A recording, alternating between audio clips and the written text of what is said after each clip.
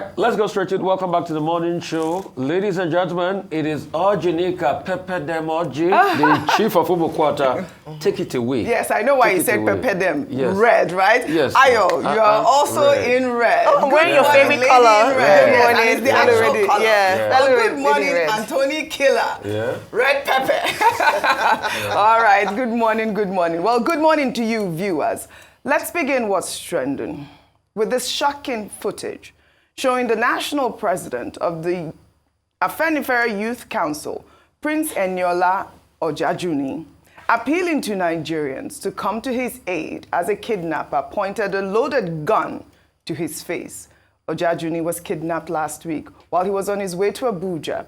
In the video clip, he said the kidnappers gave him until 3 p.m. on Monday to come with the money for his ransom.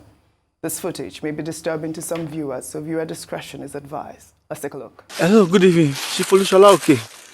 Shifolushola okay. Barrister Buadek Boruye. Barrister Sam Iwaya. Nigerians, help me. Your 100,000, 50,000, 1 million will go a long way to save my life. My name is Prince Eniola Ojajuni. God bless you. Aderomu, please help me to spread this video. Bode Karaki Ojajuni, my big brother. Benso Ojakaraki. Badakunle Karaki, Ojajuni, sons and daughter, help me. Help me. They'll give me 3 p.m. tomorrow. They'll give me 3 p.m. tomorrow. Aderomu is the national secretary for the Afenifere Youth Council. In a report, he said the kidnappers initially demanded 100 million naira. But since he couldn't meet up with the time, they are adding 2 tricycles to it. And that's like 100 million, 2 tricycles, 5 million naira each. About 110 million naira at this point. I mean, he was kidnapped last week, and we're able to see footage from wherever he is, but we're not able to trace where the footage came from. I believe that the footage was sent to that Afenifere Aderomu guy, and he also talked about the fact that he confirmed that he had been shot at least 3 times. So he has 3 bullet wounds at this point, 1 in his buttocks, I believe. And this is really sad. 3 p.m. Monday was yesterday, and he has passed his deadline. I sent the footage to the police PRO, yet to get any response. Kidnapping is still rife in Nigeria. Ayo. All right, thank you so much, Oji, and thanks for that viewer discretion. This is very, very disturbing. Yes. You know what's very disturbing for me is that he didn't ask for security operatives. He's asking for us to raise the money. Yes. So it means that there's a better likelihood of his release with the payment of that outrageous sum for his ransom than asking the security operatives to find out and trace where he is. This is where the challenge is. In Nigeria now, the advice is don't get kidnapped. No. Because if you get kidnapped, it's one chance for you. Except perhaps you are the wife of a former AIG.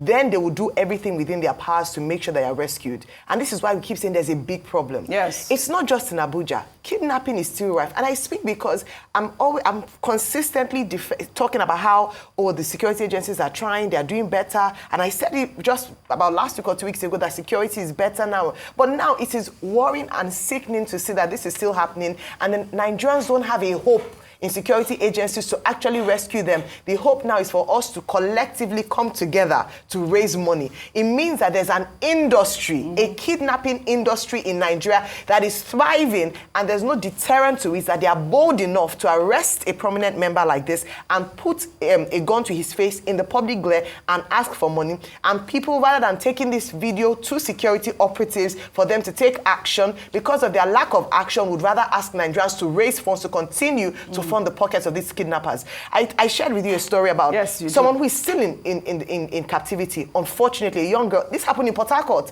So Abuja is not the only place. Young girl, she went to serve NYSC, coming out from her CDS. She's been kidnapped now. They're asking for money. Guess what? The family was able to raise the amount of money. They said no, they want more. So it means that when they see that it's lucrative, there's nothing stopping them from asking for money. That's why I'm saying everybody's hands, just let God keep you safe. Yes. Because if you get kidnapped, you're not a prominent member of society. It is OYO on your own. Yes. And that is sad. Really sad. How can we have kidnappers reigning, and security agencies or operatives cannot contain them. Yes. So that we have now come to a situation where let us just fund them, give them the money they want. It is anarchy.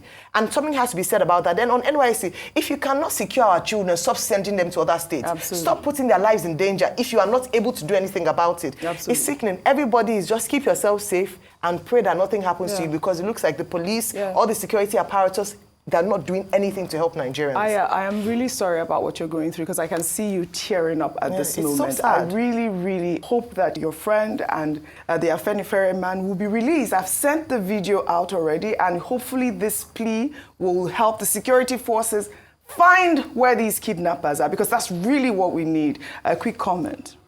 It's not that the security forces can't find them out. I also think the security forces do things based on who you are in society. Yes.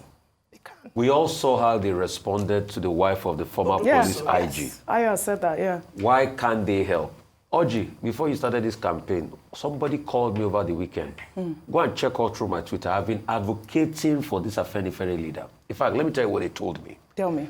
They said a lot of people are not rising up to support him and help him. It's because he's in the opposition. Unbelievable. In Ondo State. That's just it. He said that's the reason. And as of yesterday, they said Monday 3 p.m. Yes. We don't even know his fate now. We don't know his fate, yes. We'll have to call to make findings if he's still alive. Yes, right. So the truth has to be said. If you are a prominent person, you have access, they will take on the case. Yes. Sorry about what is happening to you. If you are not a prominent person, people look at it. Right. And that's why we have an industry called kidnapping in this country. Yes. It's beginning to fester. And that's why, to a large extent, the government must come in strong. We are not seeing their hand enough. Is it that they've not been able to map out where this man is? All right. He's already been shot in the buttocks. That can kill him. Can you imagine? I mean, we called on the Abuja FCT command because the Afenifere leader said that it was when he was on his way to Abuja, so it might be in that area. At least let's start from there. Well, we hope that he is safe. And we pray for all those that have been kidnapped. We pray for their release, really. Let's now turn our attention and take reactions to the viral interview granted by the former governor of Kaduna State, Nasiru El-Rufai, right here on Arise News. El-Rufai, during the interview, accused the National Security Advisor, Nuhu Ribadu, of attempts to destroy his reputation, alleging that Ribadu is nursing a 2031 presidential ambition. El-Rufai also alleged that Ribadu is collaborating with Uba Sani, the governor of Kaduna State, and the Independent Corrupt Practices and Other Related Offences Commission to destroy his image. Well, he spoke to Charles Anyagolu. Let's take a look before we take some reactions. This project of destroying Nasiru El-Rufai is Nuhu Ribadu's conception. He's the architect and he's the builder of that project, and he's the one working with Uba Sani to implement it. So far, it has been frustrating for them because they have not been able to find anything. In fact, what they have resorted to doing in the last 2 weeks is to be calling lower level people and some of my officials and saying, implicate Nasiru El-Rufai and your problems will go away. This is what the ICPC has become. The EFCC is far more professional. They have, done a much better job of it. And now that we have seen that the whole thing is a charade, we are going to start fighting back, okay? Uba Sani is not my friend. Nuhu Ribadu is not my friend. They were my friends at some point, but not anymore. Somebody wants to destroy my reputation. Why? Nuhu Ribadu wants to be president in 2031. Well, he has to eliminate every northerner that he thinks is in the radar. That's what's going on. All right, accusation galore. And I'm glad Charles Anyagolu actually, called on Nuhu Ribadu and all the other people he accused for a right of reply, because obviously this is a weighty allegation. But he said something there that cracked me up. He said, Nuhu is not my friend. Uba Sani is not my friend. Who is your friend? Oga, who is your friend? These were all the people that he said that as well. But all right, let me take reactions, because you know that there will be reactions. Let me take this from Reno Omokri, who wrote, Nasiru El-Rufai, the professional political kneeler who failed at being a leader and now needs a political healer. General Obasanjo retired as head of state in 1979. After 20 years, he returned as president. General Buhari left power in 1985 and returned 30 years later. Asiwaju Bola Tinubu left the stage as governor of Lagos in 2007. 16 years later, he is Nigeria's incumbent democratically elected president. Nasiru El-Rufai should learn from these eminent persons. Use your time out of office to be a statesman rather than a boogeyman. Be a loyal body rather than a royal bully. Build your political network rather than destroy your societal net worth. Just 1 year out of power, and Nasiru El-Rufai cannot stand the cold. He's not on good terms with his predecessor and his successor as governor of Kaduna. He is at loggerheads with his own political party. He has insulted those he once consulted and is now consulting those he once insulted. What a rhyme. I mean, Reno Mokri, there's one thing you have to give him. He does know how to write. I thought that was such a funny tweet, but the allegations are not funny and they are quite weighty. It was so funny, those pictures. But let me take Nuhu Ribadu's response to this. Nuhu Ribadu wrote on X, I won't join issues with Nasiru El-Rufai. My attention has been drawn to the interview granted by Malam Nasiru El-Rufai, the immediate past governor of Kaduna State, Monday evening. If my silence wouldn't risk being construed as consent, I would have ignored him. I am too preoccupied with my current assignment as to get into a media fight with Nasiru El-Rufai or anyone else. Despite the incessant baiting and attacks, I have never spoken ill of Nasir on record anywhere. This is out of respect for our past association and our respective families. I will not start today. I, however, urge the public to disregard El-Rufai's statements against me. For the avoidance of doubt, I want to put it on record that I have never discussed running for president in 2031 with anybody. All my focus and energy are geared completely towards the advancement of Nigeria and the success of the President Tinubu administration. I therefore ask Nasiru El-Rufai to allow me face my onerous national assignments, just as I do not bother myself with his own affairs. Nuhu Ribadu. I mean, I think this is a well-rounded response. He has, removed himself from ever saying that he wants to contest for president. I thought it was quite mature that he said he wasn't going to join any issues with Nasiru El-Rufai. It just made Nasiru El-Rufai just look really little at this point. Our killer, Professor Anthony Killer. Over well, to I think, there's a lot of amusing side to it. Yes. That is, if we limit it to that, if we personalize it. And I'm very worried. Because we personalize things, we enjoy some thrills and, some comical, some dramatic, and some bizarre performances in our public space. But we need to be careful, because some of these amusing things are actually dangerous for us. When a former governor, indeed anybody, goes to say that the Security National Advisor is acting together with somebody else with the sole aim of tarnishing his own image, do you realize that that is a very strong allegation? Because if it is true, it means the National Security Advisor and the governor are committing crimes. They're abusing their office and they're using it to humiliate somebody, to oppress them. The response of Nuhu Ribadu is a good response in terms of the pros and in terms of the decorum displayed. But I dare say he has a duty to report El-Rufai to law authority for defaming him and for accusing him of a crime. If we want to build institutions, beyond the drama and beyond the amusing things, there's some very serious, sober, dry things that we need to learn to do if we really want to build institutions. Because by the other side, we say if it is not true, he needs to denounce. But if it is true, then what he's doing is a very grave thing. I think we need to be careful. El-Rufai, every time he talks, people say it's because they didn't make him minister. Partly it's because they didn't make him minister. Because if he were minister, he would be very busy ministering. It is because he's not a minister that he has time to say what is wrong in the ministry. So it's a related thing. But I think we as citizens and consumers, I dare say, we need to see the quality of the offer. Is he saying what is true? Is he saying what is appropriate, regardless of his own intention? Because let me assure you, every politician is there for ambition. Yes. The difference is what do they do without the ambition and how do they get there? All right. And I think the ambition is legitimate. Every politician is there for ambition. One thing I took away from you is the fact that that allegation is a serious allegation, borders on crime. And of course, I believe that Nuhu Ribadu knows what to do, Uba Sani knows what to do, because they have been defamed at this point. And I'm glad that Nuhu Ribadu has come out to say that, he's not nursing any presidential ambition, as we claim. But if you know Nasiru El-Rufai, he's been a talker. He talks a whole lot. And, there's not a lot that comes out of most of the things that he says. But, El-Rufai also told Nigerians not to believe the narrative that the National Assembly rejected him as a ministerial nominee. He claimed that it was President Bola Ahmed Tinubu who did not want him in his cabinet.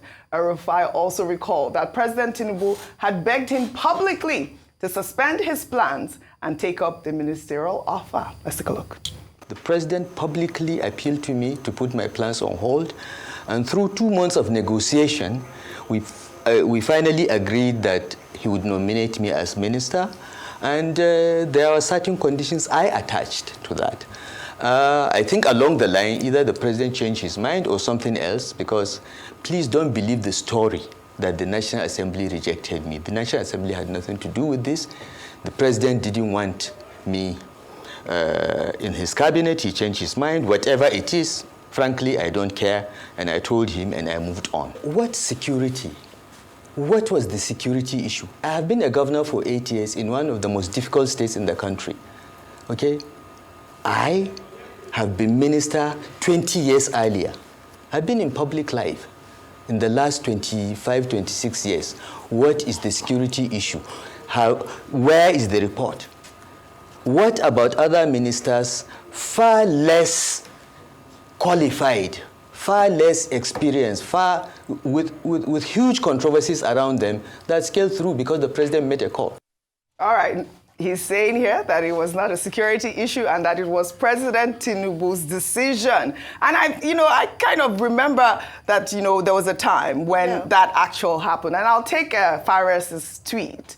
He wrote a throwback to when Tinubu was begging El-Rufai to serve in his administration. He said he wouldn't leave the podium unless El-Rufai promised to work with him. But in the end, he betrayed Malam.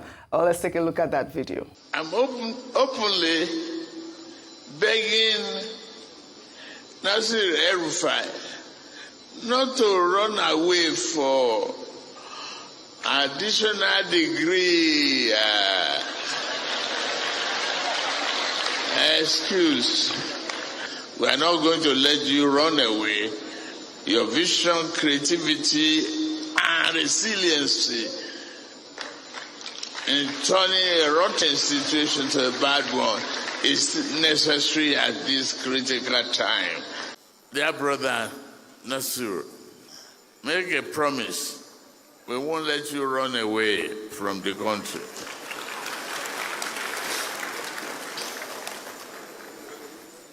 That's the only way I will leave this podium.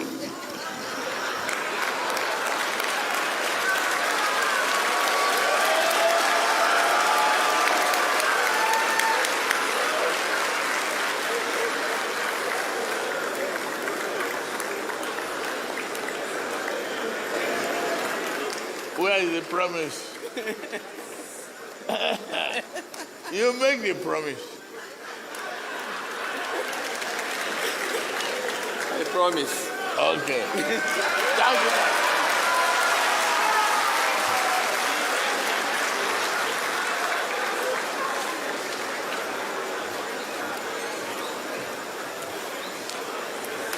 I promise, even on a part-time basis. Well, there you go, El-Rufai there, he actually did promise. And that video was in October 2022 during the Kaduna Economic and Investment Summit. At that time, Tinubu was a presidential candidate. Rufai on fire. You see, politics. Yeah. Dele Faro team is very apt. Don't die in their wall. Because when the going is good, they will kiss and make love. But when it's bad, they go their separate ways. You can see Uba Sani there with El-Rufai, then President Tinubu asking him and begging him, you must come, you must lend your expertise to the country. He says, I promise. Yeah, so whatever you're going to say about El-Rufai feels betrayed. But the truth is, betrayal is the #1 name of politics. That's the game. That's the name of the game. So there's no point sulking over betrayal. That's just it. There is no point to sulk over betrayal. He has said he's going to take his own firm stand. Let's see how it pans out. He has the right to join whatever political party he wants to join or remain in the APC. But as regards the allegations he made against Nuhu Ribadu, he must prove. Like we see a video here, even if it's an audio recording, we must see a recording that shows a scheme going on by Nuhu Ribadu and Uba Sani. And also, Nuhu Ribadu must respond. It's not just by saying, I don't want to get immersed in the issues. He responded to Najatu. So on this case, he must respond. He says, yes, they used to be friends before, so because of that, he wants to respect that. But you see, it is both of them that fight today that they will settle tomorrow. Yeah. So that's no big deal. We've had politicians that sworn enemies and they reconcile. Yeah. The day some people here once said that even if you give your human brains function normally until you go to APC, your brain change. The same person is speaking for APC today. Right. The same person said that a human brain functions normally until you join APC, your brain will change. That same person is shouting APC today. Politics. It's politics yes. 1.0. Absolutely. So please, we want them to respond robustly. So we can say, but now there's the fact out that President Tinubu actually begged. So he who alleges must prove. So I mean, El-Rufai should come out with whatever proof that he has against Uba Sani or against Nuhu Ribadu. And you know, because we've seen proof #1 that he said Tinubu begged me. Yes. Fact, empirical fact. And recall, it was just yesterday this interview came out, and Nuhu came out with his statement yesterday, and he has urged Nigerians to disregard all the statements that El-Rufai made. Because it's not just by disregarding. Look at the case of the president running for president. This is the second time we're going to hear it. Yes. The first one was Gambayan, the Binance guy that talked about it. Second time we're hearing it. So he must be able to come out and say, anyway, he's debunked that. Yes, he has debunked everything. But this is politics. We've had many politicians who say, no, I'm not interested. Yes. And after a while, they tell us how somebody persuaded them, you know, like accidental public servants, persuaded them to come into office. So it's don't be surprised. I won't be surprised if Nuhu Ribadu changes his mind tomorrow. He's like, oh, after a lot of calls to my people, I just have to throw my hat in the ring. Well, until that time, until on this table, he said that we have presented the two sides. Yes. This first side is from Nuhu Ribadu saying Nigerians disregard everything. He has debunked it, and you know, hopefully there will be a lawsuit like the way he did. He didn't say he wasn't going to run. He just said he has not. No, he said he has not said anything about running. Well, all right. We'll continue on the story. There will be more to it. We'll follow up on the story as always.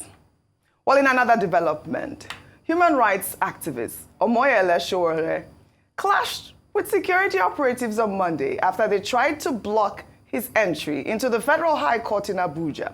Ojajuni was seen in a video shared on his X account confronting the officers and questioning the authority to prevent him from entering the court premises.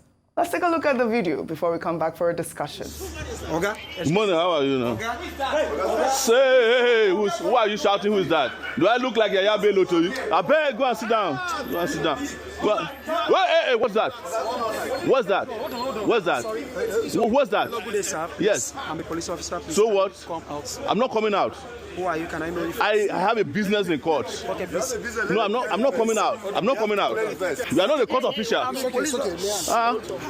You allow EFCC to be flying at people in court. That's what the nonsense the DSS does here too. It's not taking it easy now. They are the ones who bring us to court. EFCC for that matter. Don't touch me. I'll restrict you. You can't restrict me. You can't. No. There's no order given to you that can prevent me from going to. You can't. Don't touch me. Don't touch me. Know the case you are going to. No, I'm not going to call anybody to tell you a case I have. No, you have no right. You have no right to prevent me from attending to my case at the Federal High Court. You don't have any right to stay in front of the Federal High Court. Which case do you have? Regardless of who you are. Which case do you have? I'm not going to tell you my case. You are not my lawyer. You are not my lawyer. You are free. Stop your foolishness. That was quite bold. There, you know, that was, you know, the officers from the Nigerian Police and Civil Defense Corps, where they were stationed at the court for the trial of former Kogi State Governor Yahaya Bello. And, you know, Shore had put out the tweet saying that, you know, these people had no right to stop him. And he's, you know, not going to show any mercy or compassion for people that he claimed destroy society. Go ahead, Anthony Killer. Well, I mean, we've seen him stand up for himself. Yes. It's a shame that the Nigerian police and anybody charged with security do not understand security laws, because ideally they ought to know what they can do and what they cannot do in the process of doing their job. You know, I heard him saying, I have my case, how dare you stop me? It should be a simple thing to know if people are allowed into a building or they're not allowed into a building. And it should not be discretional. This kind of authority that allows you to impede people's movement should be a very measured, very clear kind of authority that you want to exercise. So I think it's more about the Nigerian police and less about Showore. I mean, you know that. He's had these altercations with the Nigerian police even more recently, where he, you know, was locked up because he actually used the term illegal IGP for the IGP. But you cannot, you know, I don't know his main grounds besides that. With the Nigerian police, I don't know whether you see it as disrespectful. Go ahead. That was the angle I wanted to bring. I think there's an opportunity to stand for your right, but there's also a consistent, sometimes as an activist, everything is about activism, and not everything is about activism. If a polite question is, if a question is asked, and they have the right to ask, he can answer politely. I think there's a danger of demonizing our security agents. So we can criticize them, but I also think there's a measure of respect that should be accorded them in the course of their duty, especially when they're wearing the uniform. We criticize the Nigerian police and security agents, but we also want to ensure that their office and their uniform is respected. So it's not every time activism. Sometimes just a polite answer. Now, if they resisted or tried to, because I saw the response of the policemen, they didn't seem aggressive. They asked him, maybe challenged him for entering. So I just think that there should be a balance. Yes, we want to ensure that our rights are respected, but also the police deserves respect. I think they deserve respect, absolutely. Yeah, so the police it's both ways. The police deserves respect. But when you see videos like we will take now in Delta State, well, the police command has launched an investigation following a viral video showing officers allegedly assaulting and threatening the student union government president of Delta State Polytechnic, a Ruru Christian. Christian claimed in that video that the officers demanded 500 naira from him. After he refused to comply, the officers slapped and threatened him with a gun. Let's take a look. You slap me because I refuse to threaten you. You will see what you have never seen in your life before. You will see. Ogbashu police, divisional police slapped me, SC president, because I refused to settle them in my vehicle. Because I refused to give you 500 naira. You slapped me. You slapped me. If you don't see yourself, if you don't answer to CP, they are running inside the bush. Look at the criminals. They are threatening to shoot me as president. They are threatening to shoot me. Criminals. You know what is going to see you. Look at them. They are going to shoot me. They cannot shoot. Pretty wet. They are shooting at our vehicle. They shot at me. Because of 500 naira. I mean, that's the conversation here. Why are you people? And the police deserve respect. We have to respect the police. The police has to earn their respect. They will never respect. Nobody has automatic respect because of their role, because of their job, because of the uniform they wear. Viewers should remember when they were in school, and for those who are still there are teachers and there are teachers. There are. There are doctors and there are doctors. Yes, there are police officers and there are police officers. Yes. This is the point. This is the point. But guess what? The police in Delta State has responded. They responded in a statement. This is SP Odafe. He actually said that the officer accused of assaulting Christian has been detained. Exactly. Very well. At least so you see, that's a man earning his respect. Yes, Bright Odafe is doing very well in Delta State. I know him because he's from Delta State. Yeah. But that man, 500 naira, you shoot at someone, how dare you, really? And this is the issue here. They've killed people for less than this. Yes, I mean, seriously. See, the truth is, yes, we should respect the authority, the police officers, but also we should have more training and awareness and welfare. I think part of the problem with the police is that they are underfunded, they are ill-trained. There's also a case of the economic condition. So the Nigerian police force, due to lack of welfare, has hitherto dehumanized the police, an average police officer. He now carries the transferred aggression on people he's supposed to be serving. Right.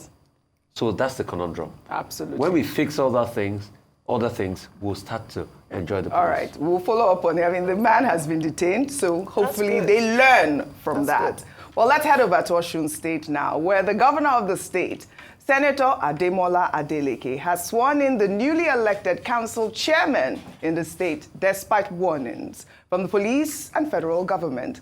Adeleke, during the ceremony, told the chairing chairman and their supporters that his administration is on the side of the law and that their election was held within the context of the rule of law. Adeleke, in his usual fashion, entertained his supporters, dancing to Ebenezer Obey's song, warning enemies to get off his back. Let's take a look.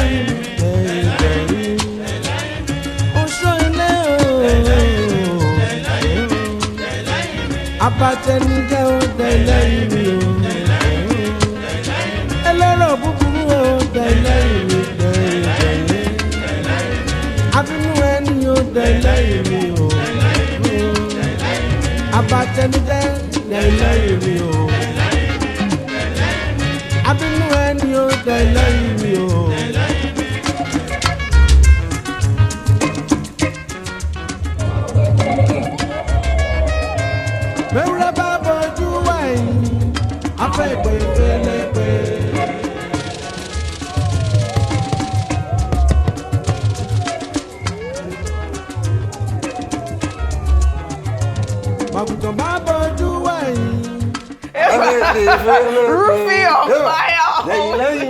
Please, what is the meaning of that song? Get behind me. But you know this dancing. He doesn't talk too much. He's dancing. He's dancing away. I love that song. I mean, it's my first time hearing it. But you know, the dancing governor, Senator Ademola Adeleke, always on point when it comes to entertainment. And you know, what would I say? Congratulations to the new council chairman in his state. I'd love to thank you all. For a great analysis, as always, on What's Trending. Kudos, Ademola Adeleke. Well, that's all I have for you guys on What's Trending today. I'll see you all tomorrow.